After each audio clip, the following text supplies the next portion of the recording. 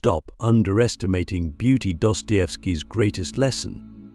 All right, let's talk about something that most people completely overlook, something that's right in front of us, but almost invisible because we're too distracted, too cynical, or just too caught up in the practicalities of life. Beauty. And no, I don't mean beauty in the shallow, commercialized way we often think of it. I mean beauty as Dostoevsky saw it, something so powerful that it could either save the world or destroy it. Now, I know what you're thinking, beauty? Really? In a world filled with suffering, injustice, and chaos, how can beauty possibly be that important? But that's exactly the mistake we all make. We underestimate beauty. We dismiss it as decoration, as something secondary to logic, power, or even morality. But Dostoevsky saw the truth. Beauty is not just an aesthetic experience, it is a force that shapes human destiny. And if you don't understand this, you're missing out on one of the deepest mysteries of life. Let me ask you something. Have you ever been completely overwhelmed by something beautiful? A piece of music that sends shivers down your spine? A painting that makes you feel something you can't even put into words? A moment in nature so perfect that you forget, just for a second, all the worries and anxieties that normally fill your mind? What is that? Why does beauty have that effect on us? Dostoevsky believed that beauty reveals something fundamental about reality itself. He once wrote, "Beauty will save the world." But here's where it gets interesting. He wasn't talking about beauty as something purely good.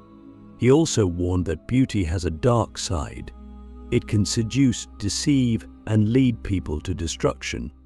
Think about it.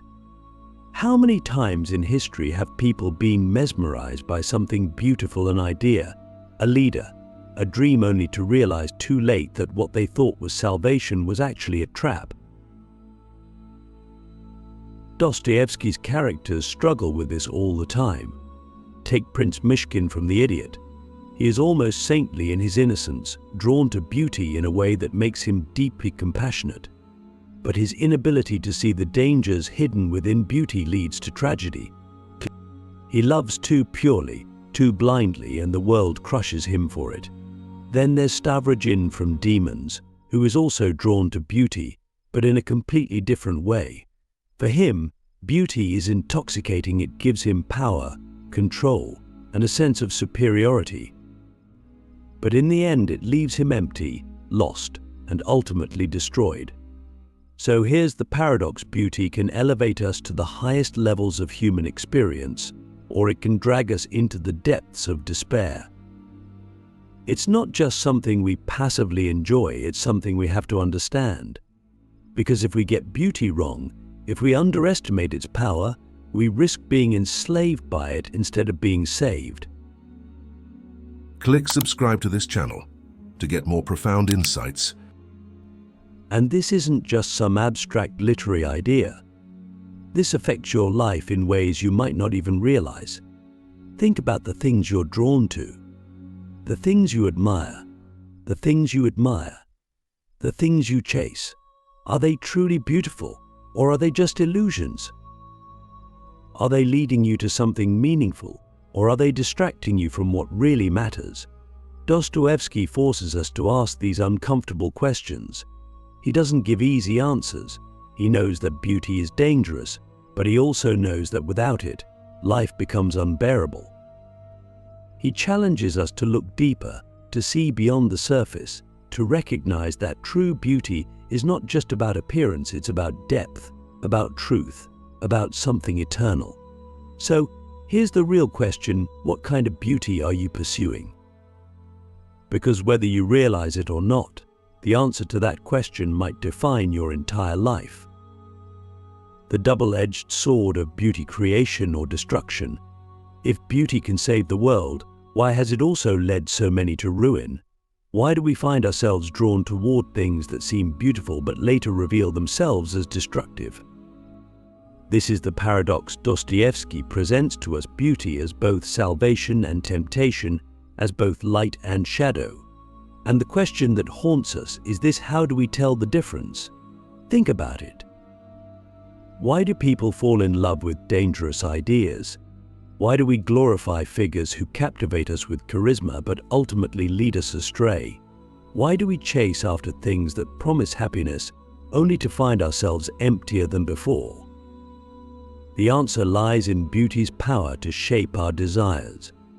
Dostoevsky understood that beauty is not just something we observe, it's something that moves us, something that compels us to act, to seek, to worship. And if we let the wrong kind of beauty take hold of us, it will control us without us even realizing it. Take Raskolnikov in Crime and Punishment. He is seduced by the beauty of an idea, the idea that some people are extraordinary, that they are above morality, that they have the right to commit terrible acts for a greater good. It's a vision of power, of transcendence, and in his mind it is beautiful. But the moment he acts on this idea, the illusion shatters. He is consumed by guilt, by the weight of reality crashing down on him. What seemed like a noble, almost divine path turns out to be a road to self-destruction. And then we have Ivan Karamazov in The Brothers Karamazov, whose beauty is intellectual. His mind is brilliant, sharp, able to dismantle any argument.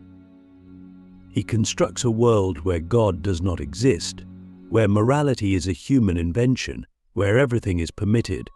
It's an intoxicatingly beautiful philosophy, logical, elegant, seemingly unshakable. But what happens? His own ideas drive him to the brink of madness. His vision of truth is so cold, so perfect, that it leaves no room for love, for meaning, for the very things that make life worth living. So, here's the terrifying truth Dostoevsky reveals: beauty is not just about what is pleasing, it's about what is compelling. And unless we learn to distinguish between beauty that elevates us and beauty that enslaves us, we risk being led astray by our own deepest desires. But how do we do that? How do we tell the difference between beauty that saves and beauty that destroys? Dostoevsky gives us a clue, and it's hidden in one of the most profound ideas in The Brothers Karamazov, the idea that true beauty is inseparable from suffering. Think about the most meaningful experiences in your life. Chances are they weren't just moments of pleasure. They were moments of depth, of struggle, of revelation. Real beauty is not superficial, it carries weight, it has sacrifice embedded within it. The beauty of a mother caring for her child is not just in the tenderness, but in the exhaustion, the selflessness, the quiet endurance. The beauty of a great work of art is not just in how it looks, but in the pain, the doubt, the years of effort behind it. Dostoevsky's greatest insight is this: if beauty is too easy, too effortless, too perfect, it's probably a lie. True beauty demands something from us. It transforms us. It forces us to confront suffering, to embrace love even when it hurts, to seek truth even when it's painful. So now I ask you, what kind of beauty are you chasing? Is it the kind that makes you feel good in the moment but leaves you hollow? Or is it the kind that challenges you, that pushes you to grow, that brings you closer to something real? Because in the end, the beauty we choose to follow determines not just what we see, but who we become. The price of beauty: why truth and suffering cannot be separated. If beauty is not just about pleasure, but about truth, then we have to ask, what happens when we pursue beauty without truth? What happens when we seek beauty only in what is easy, comfortable, or flattering? Dostoevsky warns us this is where illusions are born. This is where we become blind to reality, where we mistake the surface for the essence, and where we lose ourselves in the pursuit of something that was never real to begin with. Look at the world around you. How much of what we call beautiful is actually just an illusion? Social media is a perfect example. We are constantly shown images of perfect lives, perfect relationships, perfect happiness. But what happens when we compare our real lives messy, complicated, filled with doubts and struggles to these artificial ideals? We feel inadequate. We feel like something is missing. Why? Because we are chasing a beauty that has been stripped of suffering, a beauty that is hollow, weightless, and ultimately false. Dostoevsky understood this deception long before our modern world turned it into a global phenomenon. His characters are constantly torn between appearances and reality, between the beauty of a dream and the harshness of truth. Take Grushenka in The Brothers Karamazov. She is alluring, confident, seemingly in control of the men around her. But beneath that exterior, she is deeply wounded, shaped by betrayal and pain. The men who desire her see only the surface, they don't see the suffering that has made her who she is. And because they are blind to her pain, they don't truly love her. They only love their idea of her. This is where Dostoevsky forces us to confront something uncomfortable. Can you truly love something if you refuse to see its suffering? Can you truly appreciate beauty if you turn away from the pain that created it? Think about it. We admire great artists, thinkers, and visionaries, but do we really understand what they went through to create what we now revere? Do we acknowledge the struggles, the failures, the self-doubt, the immense burden of carrying something so deep inside them that it could only be expressed through suffering? Dostoevsky himself understood this better than anyone. He was imprisoned, nearly executed, exiled, haunted by illness and financial ruin. And yet, it was through this suffering that he produced some of the most profound works of literature in history. This is why beauty and truth cannot be separated. Beauty without truth is just an illusion, a mask, a fleeting pleasure that disappears the moment reality sets in. But truth, real truth, is often painful. It forces us to see things we'd rather ignore. It demands that we face our own flaws, our own limitations, our own mortality. And yet, this is exactly where the most profound beauty is found. Think of the people in your life who have truly moved you.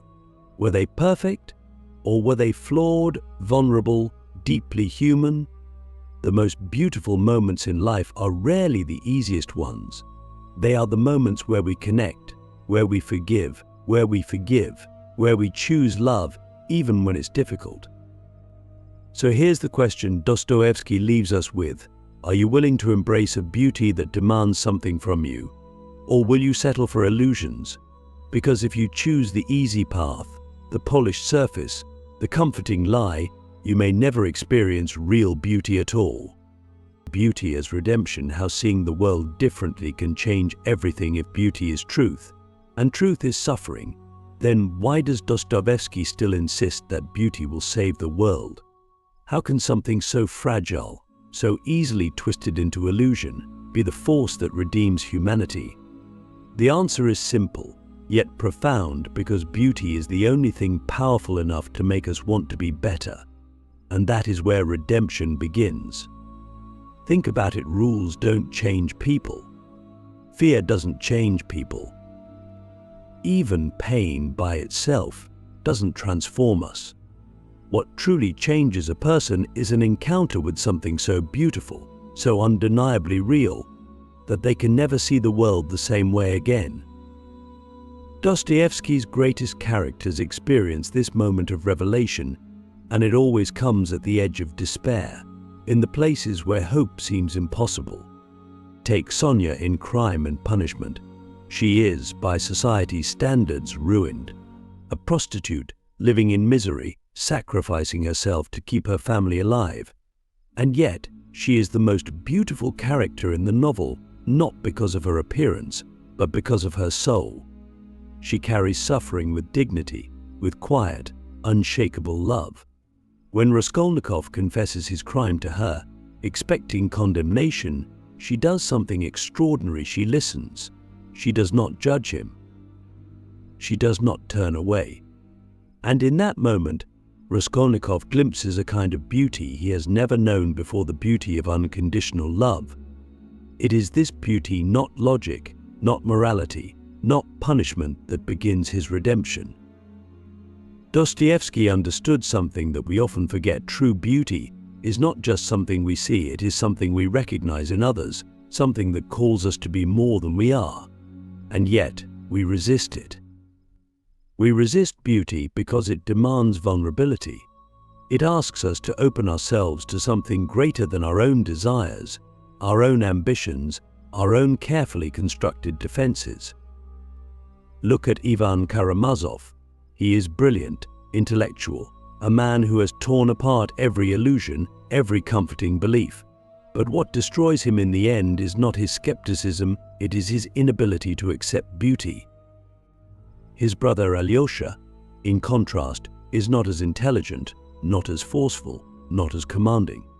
But he is open. He sees beauty in people that others dismiss.